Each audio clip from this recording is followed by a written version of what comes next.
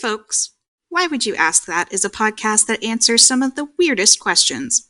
A lot of those are inappropriate for some listeners. If you're squeamish, easily disturbed, or just having a bad day, this may not be for you. But if you've got to know the answers like we do, stay tuned.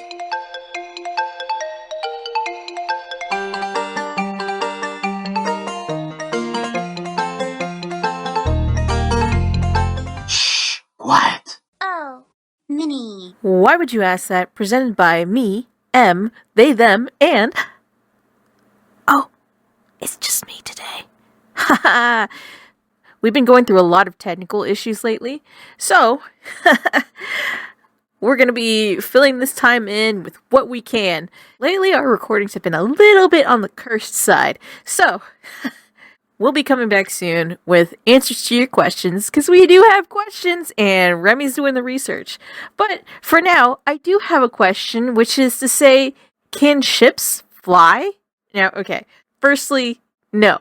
Unless you really, change your definition of ship to qualify just a vessel that carries people, in which case, yes, we have spaceships, and, I guess planes. Planes are ships, they're airships, but what I'm talking about is boats. You know, the guys on the water.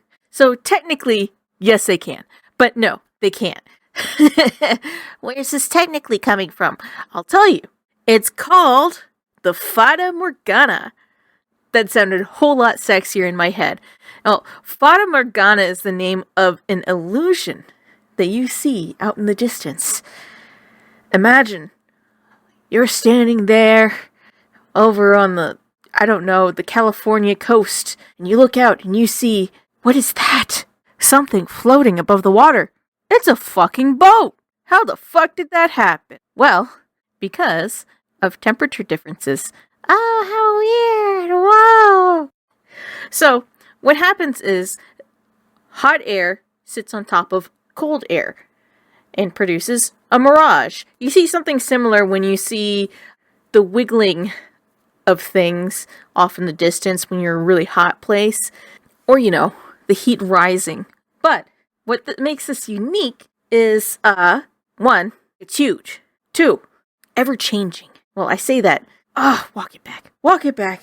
So a true Fata Morgana is something with an ever-changing appearance. You look out and you see this strip of land in the distance, or maybe it's a wall made out of water. And this is because the lights refract on those different air layers. Now, what you see is an extension and bending of the light rays, which causes the image just beyond the horizon to curve upwards towards you, the viewer. So you're seeing basically an extension, a projection of something. Now, Fata Morgana is something that's associated with things like fairy castles in the distance, lands that come and go, the fucking Flying Dutchman.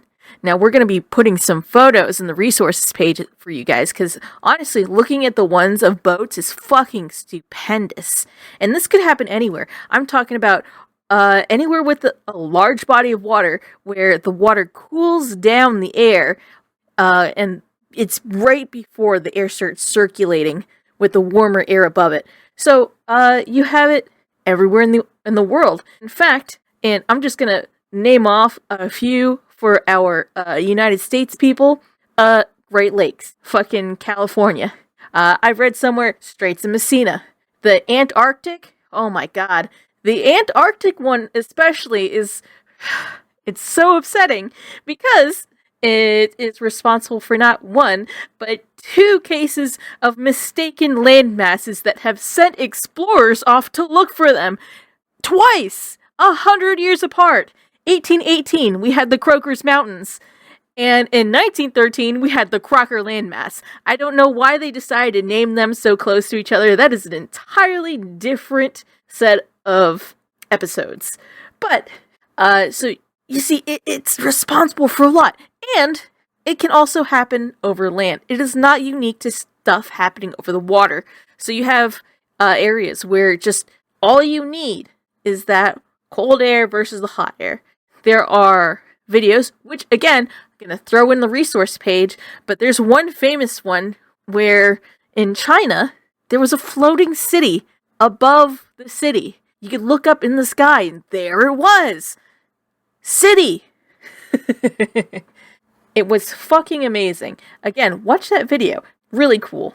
What does the name come from? Well, Fata Morgana is named for Morgan Le Fay. Fata being fairy, and Morgana being Morgan Le Fay. You know, she's from the Arthurian legends. She cast a spell out there to lure sailors to their deaths. So, people would end up sailing for land that wasn't really there, or being frightened off by ghost boats and UFOs. Because guess what? It's also responsible for UFOs over water.